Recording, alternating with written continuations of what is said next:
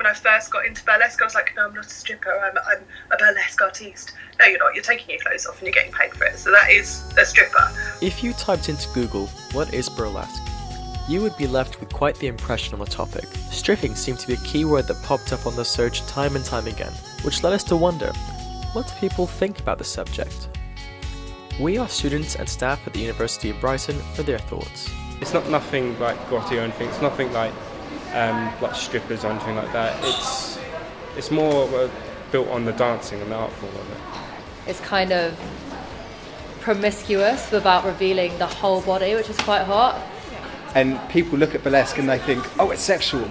And yeah, there is an aspect to that, of course, but it's also about art, and it's about performance, and it's about confidence, and it's about diversity. It's owned by blokes who are just in it for the money, and you lose the kind of female power behind it. In order to get a better understanding of what burlesque actually is, we needed to find out more from the performers themselves. So we've come to Harlow in Essex to watch a neo-burlesque show performing for charities tonight. And we're about to go inside and ask the performers how they feel about the topic.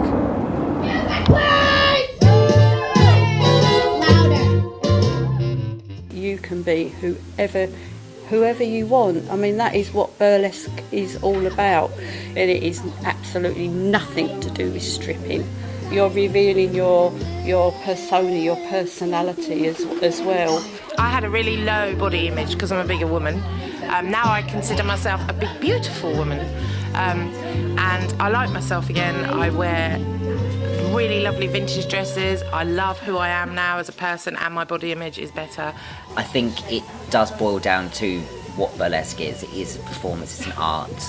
Yeah. It's expressing yourself. You know, I think even the person with the lowest body issues or self-esteem, you know, it gives them that opportunity to really express their sexuality. I think it's really important and very empowering. The enthusiasm and passion was very evident in that show. These dancers, however, do this as a hobby, separate from their usual daytime jobs. So we met up with Dixie Dredd, who has turned burlesque into her international career, to get the bigger picture. I've struggled with mental health issues since I was like 15. I actually have body dysmorphic disorder. So like in everyday real life, I'm not confident at all. It's definitely performance art, yeah. It's not just you're going on stage and you're taking your clothes off. There's like so much more behind it. There's so much that goes into it. There's like, people spend years coming up with one act, and there's a lot of time and a lot of money and everything that goes into one act. And when you're up there, it's just like the most euphoric feeling you've ever had. It's incredible. Yeah, I can just be somebody else for the night, or just like let it all out, like let my weirdness like explode on the stage, and just yeah. Then I can be like, oh, okay, now I'm back. Right, I can do this. So far, the performers we'd met shared the same ideas, especially that of body confidence. Our last performer is Faye Olay, and we had arranged to interview her through video to hear her thoughts. I can't speak for everybody, obviously, I can only give you my experience. I was a postnatally depressed mum of two in a job that I hated and completely fed up with how she looked, and I now run my own business. I can take my clothes off in front of people, whereas up until then I'd never, God, this sounds really sad, I'd never taken my kids swimming because I didn't like the look of myself in a swimsuit.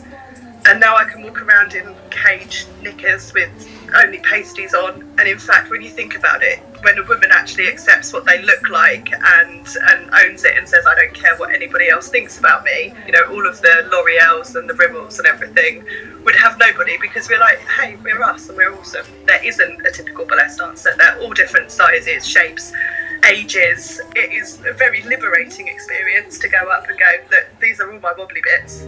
And as far as I'm concerned, the more wobble the better.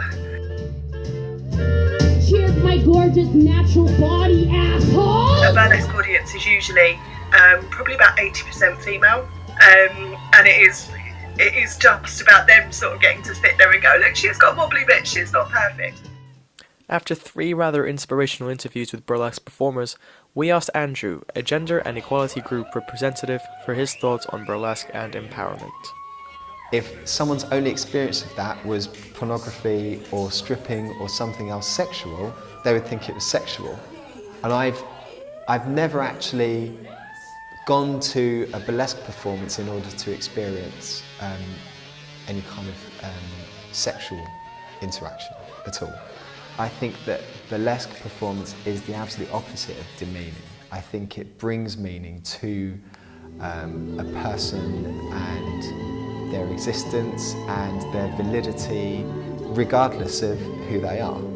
So the fact that they're up there and they've got a show and they're performing it and people are paying to watch them do that, I think that's hugely empowering. Then suddenly people think, hang on, she looks like me, or he looks like me, you know, he hasn't got a six-pack, or she does have cellulite on her thighs, or, you know, she does, you know, her boobs do droop a bit, and that's perfectly fine, because someone is there and showing you that this is what bodies look like. Who has the power in a strip club? Some people would say, you know, the advocates for the women would say it's the women who have the power, because they're the ones taking the money, they're the ones who are deciding what happens and who's in control in that situation. But ultimately, I suppose it would be the owner of the club, the promoter, whoever's put them in that position in the first place, and there's always a contract there between those two people. So clearly burlesque isn't stripping, but instead an art form that embraces all types of people's performances and personas, an empowering tool to women who rule the stage, and even a way to cope with mental illness. Although it can be easily misrepresented for a showcase of stripping ladies just on face value,